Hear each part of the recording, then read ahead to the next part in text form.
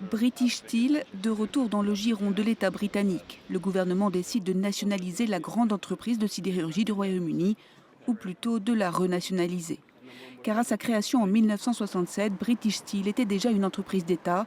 Elle sera privatisée une décennie plus tard par Margaret Thatcher, avant d'être achetée en 2019 par le groupe chinois Jingjie, alors qu'elle menace de faire faillite.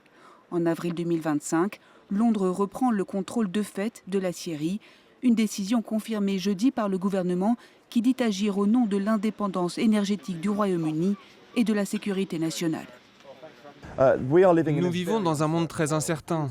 Si nous devions perdre nos 2 hauts fourneaux et notre capacité à produire de l'acier primaire, nous serions entièrement dépendants de nos importations.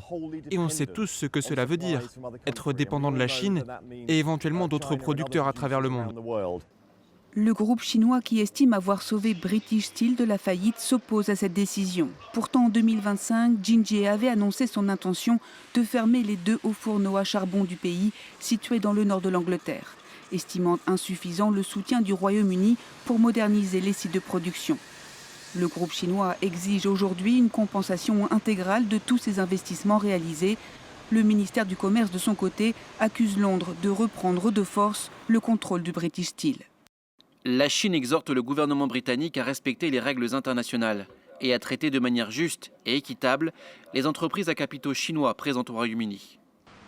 Avec la renationalisation de British Steel, le gouvernement britannique entend sauvegarder les 2700 emplois que compte l'entreprise et maintenir ouverts les 2 hauts fourneaux. Elle espère aussi sauvegarder son industrie sidérurgique.